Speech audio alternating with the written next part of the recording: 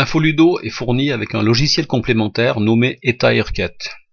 Ce logiciel permet de modifier les états imprimés internes à Infoludo. Une fiche ou un listing qui ne vous convient pas, modifiez-le simplement avec EtaAirket. Avec ce logiciel, vous créez un nouvel état qui viendra se superposer à l'état initial. En cas de problème, si vous faites une erreur, supprimez simplement l'état modifié, l'original reprendra automatiquement la place. La méthode la plus simple pour modifier un état est de l'afficher dans Infoludo au moyen de l'aperçu avant impression, et ensuite de le lancer en mode de modification. Pour exemple, nous allons modifier le catalogue des jeux et le personnaliser aux couleurs d'une ludothèque.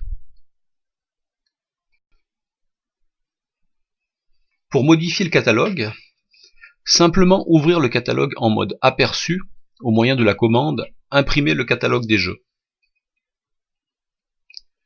Une fois parvenu dans l'aperçu avant impression, cliquez sur la deuxième icône en partant de la gauche, modifier l'état. L'état est ouvert automatiquement en mode de modification dans EtaAirket. La première modification que nous allons effectuer sur cet état est de rajouter des images dans le début de document. Donc pour ce faire, je commence par agrandir légèrement le début de document pour laisser la place aux images. Si dans le début de document j'ai des icônes ou des textes que je ne veux pas afficher, il me suffit simplement de les déplacer en dehors de la zone visible. Ils ne seront pas affichés à l'impression. Donc là j'ai déplacé les deux éléments existants. Pour intégrer une image, il me suffit d'aller sur l'onglet Création et cliquer sur l'icône Image. Ensuite, je positionne mon image où je veux dans le début de document. Donc, je déplace et je repositionne mon image. Je double-clique sur cette image et dans l'onglet Général, je peux choisir dans le champ Image le fichier qui va être affiché dans la zone Image. Donc je sélectionne et je clique sur Ouvrir. EtaAirket me propose de déplacer directement le fichier dans son répertoire.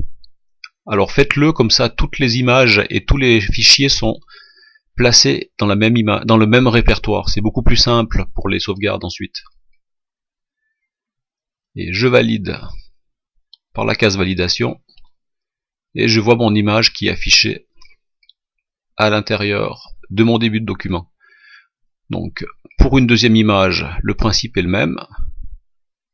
Je clique sur l'icône image, je le positionne à l'intérieur de mon début de document. On double-clique sur l'image et dans l'onglet général, on va ensuite aller choisir le fichier à afficher dans la zone image. Encore une fois, EtaAirket me propose de copier le fichier dans le répertoire proposé, donc dans le répertoire EtaAirket. Je valide et j'ai ensuite mes deux images qui sont affichées dans le début du document. Donc pour tester ma modification, je clique sur enregistrer, donc sur l'icône disquette. Une fois le document enregistré, je retourne sur le logiciel Infoludo et je relance le catalogue des jeux. Et là on voit que le catalogue présente les modifications que l'on a effectuées sur EtaAirket. Dans cette deuxième partie de modification, nous allons imaginer que certains jeux à la ludothèque ne peuvent être utilisés que sur place. Donc pour faire apparaître cette information, nous allons déjà dans un premier temps modifier le champ personnalisable de la fiche du jeu en indiquant l'information sur place à l'intérieur. Donc pour l'exemple, j'ai choisi quelques jeux sur lesquels j'ai mis cette information. Pour ajouter cette information, donc comme tout à l'heure, nous allons imprimer le catalogue des jeux. Nous allons ensuite l'ouvrir en mode de modification dans EtaAirket, toujours avec l'icône modifier l'état.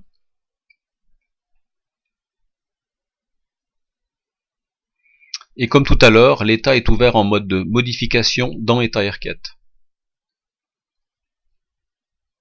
Cette information, donc le jeu sur place, doit être intégrée directement dans la fiche du jeu. Donc nous allons le mettre dans le corps de l'état. Donc j'agrandis légèrement le corps de l'état, j'arrange un petit peu les composants existants afin de faire un petit peu de place. Et pour afficher notre information, donc je retourne dans l'onglet création, et là je vais aller choisir rubrique, et je la place directement dans le corps de mon état. Un assistant se lance, et ici je vais pouvoir choisir quelle information je vais pouvoir intégrer dans ma rubrique. Donc on voit que je pourrais aussi bien mettre le numéro de jeu, le nom du jeu, le nom de l'éditeur, du fournisseur, et ainsi de suite. Enfin, n'importe quelle rubrique qui se trouve dans la table des jeux. Donc ici, la valeur qui m'intéresse, c'est le champ personnalisable jeu, qui s'appellera jeu perso. Je clique sur la fiche pour passer au second volet de l'assistant. Et là, je peux mettre certaines mises en forme prédéfinies pour ce champ. Donc ici, on va choisir de mettre automatiquement tout en majuscule. Et je valide. De retour sur mon état, je peux directement à la souris positionner ma rubrique là où je le désire. Et comme tout à l'heure pour l'image, en double-cliquant sur ma rubrique, j'accède à la description de la rubrique, donc où je vais ici par exemple dans l'onglet style, où je peux choisir la taille du texte, la couleur du texte et son alignement.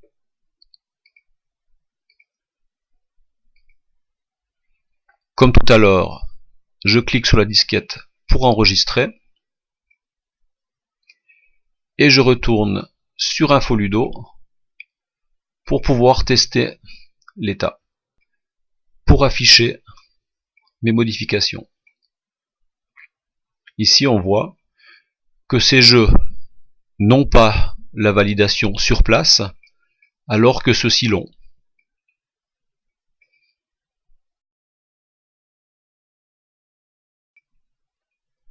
Pour la suite de mon exemple, j'ouvre à nouveau mon état dans EtARCat avec le bouton modifier l'état.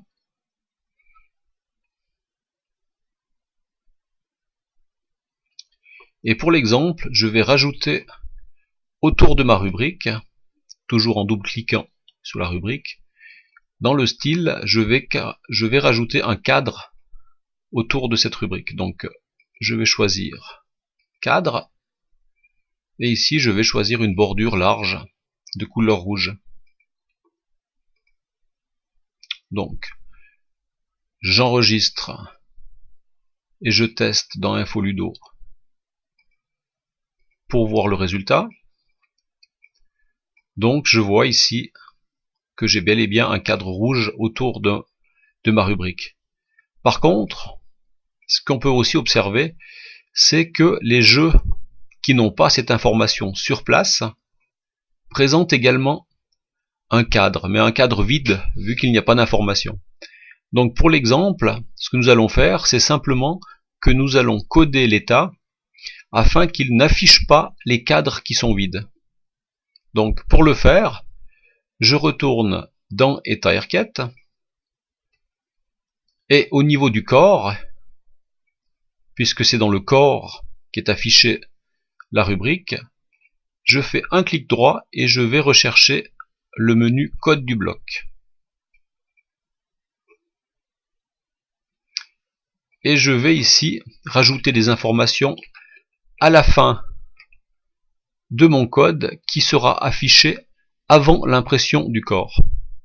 Donc tout à la fin, je vais rajouter une condition, c'est-à-dire que si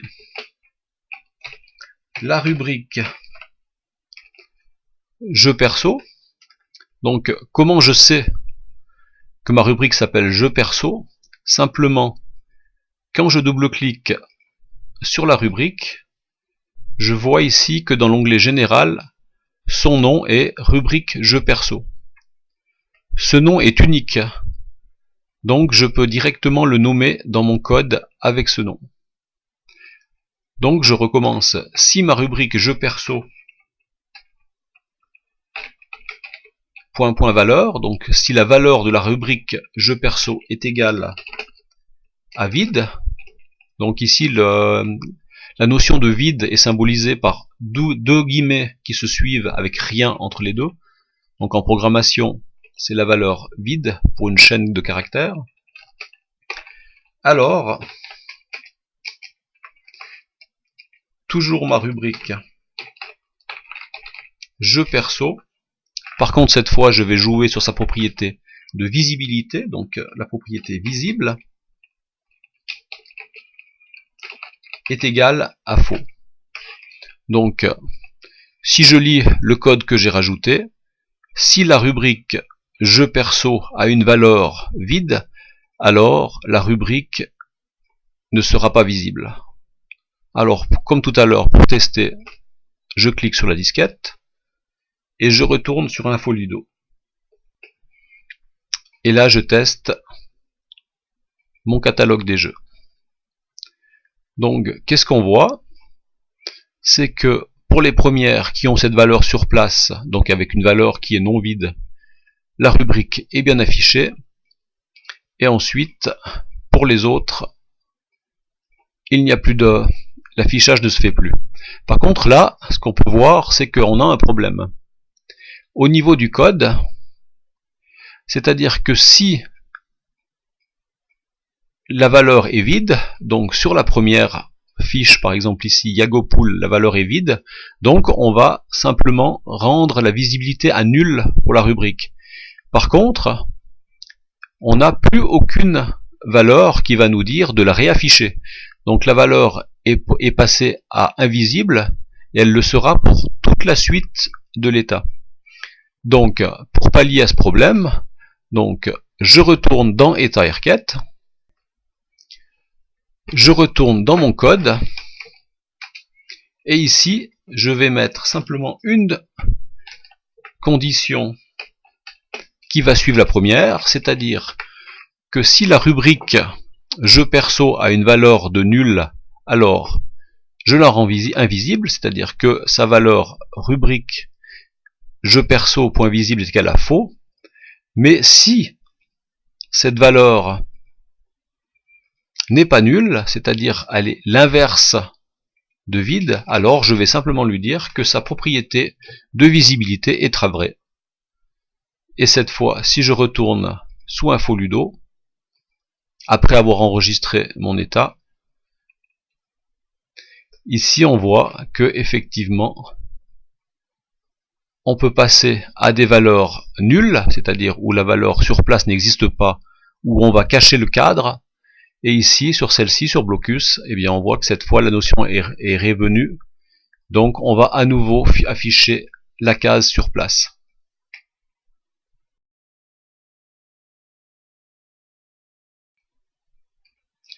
Dans un dernier exemple, je vais vous montrer qu'avec un petit peu de code, et puis un champ par exemple libellé, on peut faire des trucs très sympathiques. Donc ici, dans le corps du jeu, je vais ajouter une étiquette, donc un libellé. Un libellé est un texte qui est fixe, donc qui ne sera pas issu de la base de données, il serait vraiment un texte que je vais taper. Donc ici je l'ouvre, et je vais afficher la valeur news.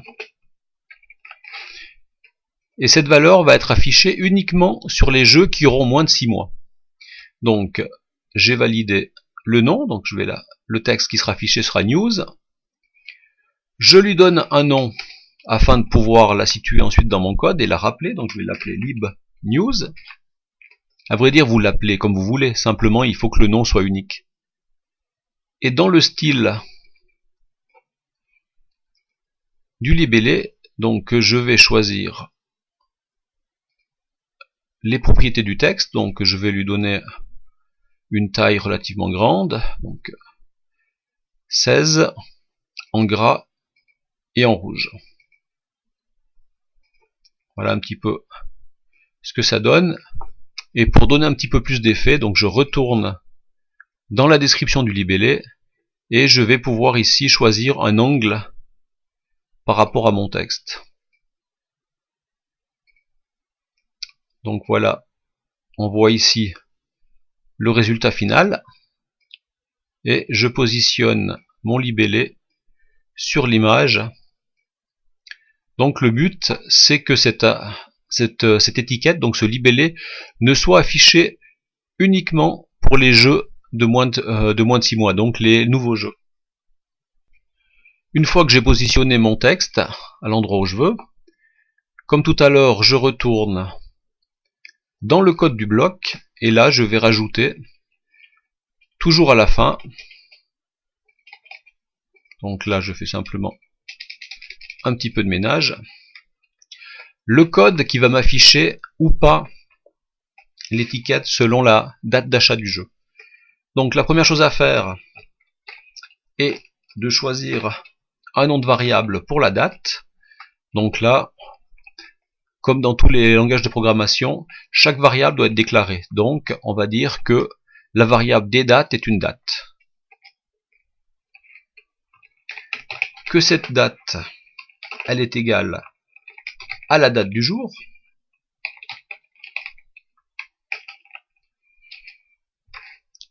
Donc si je reprends le code, ça veut simplement dire que la variable date va prendre la date à laquelle l'état sera affiché. Pour avoir une valeur de 6 mois en arrière, donc on va soustraire 6 mois à la date du jour. Donc ce qui se fait de cette manière.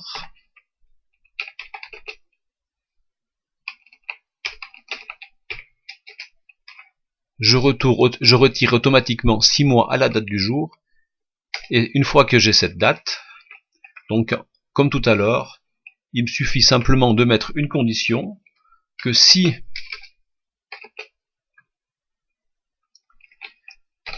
la date d'achat du jeu est plus grande que cette date d'il y a 6 mois, alors, comme tout à l'heure,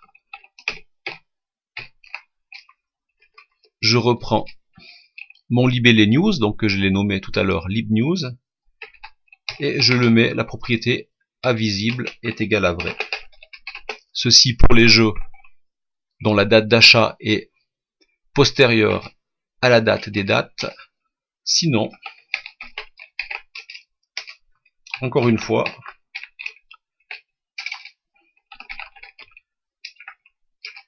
je mets la propriété de ma libnews de visibilité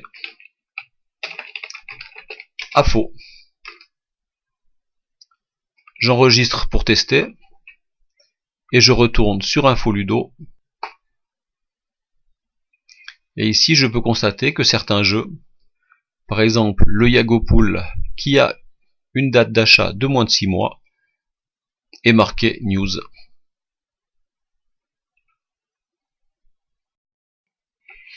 Voilà, avec cette petite démonstration, vous avez pu voir qu'avec EtARChet, on peut facilement modifier un état, lui rajouter des fonctionnalités, enfin faire des choses assez sympathiques. Et il me reste juste une dernière chose à vous montrer, c'est comment supprimer un état que vous avez créé. Donc, du moment que vous avez créé un état ou simplement modifié un état existant, un nouveau fichier a été créé automatiquement dans le répertoire EtARChet. Et ce fichier, il se trouve dans le répertoire InfoLudo. Donc pour la majorité des PC, donc ce sera dans le disque C InfoLudo. Et là, vous avez un répertoire qui s'appelle EtARChet et un répertoire qui s'appelle état et requêtes partagées. Alors par défaut, tous les états modifiés sont automatiquement créés dans EtARChet. C'est là qu'on va voir que l'état jeu catalogue a été créé automatiquement par EtARChet. Donc pour supprimer les modifications, il me suffit simplement de supprimer ce fichier Et si je retourne sur le logiciel Infoludo et que je relance le catalogue, c'est bel et bien l'état original qui a repris sa place.